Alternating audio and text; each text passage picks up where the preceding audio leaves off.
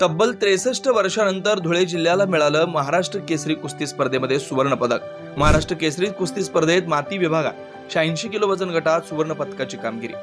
धुळे शहरातील एकनाथ विजय व्यायामशाळेचे मल्ल चंद्रशेखर गवळी यांनी अहिल्यानगर इथं सुरू असलेल्या महाराष्ट्र केसरी कुस्ती स्पर्धेत माती विभागात 86 किलो वजन गटात सुवर्ण पदकाची कामगिरी केली।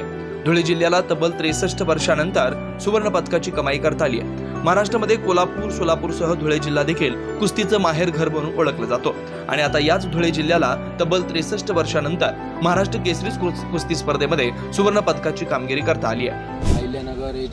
अहिल्यानगर येथे 67वी महाराष्ट्र केसरी कुस्ती स्पर्धा संपन्न झाली।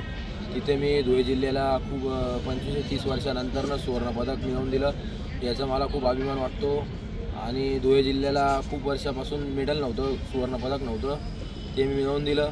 तसेच या मेडलसाठी माझ्या घरच्यांनी, माझ्या सर्व कोचेस यांनी, मोठे भाऊ माझे कोच संजय पाटील सर, माझे मोठे बंधू चेतन गवळी, तसेच माझे मित्रवर्ग, तसेच सर्व गल्लीतले म्हणा, गावातले म्हणा, सर्व धुळेकरांची इच्छा होती की मी सुवर्णपदक घ्यावं। त्यांची मी इच्छा पूर्ण केली, याचा मला अभिमान वाटतो। तसंच धन्यवाद।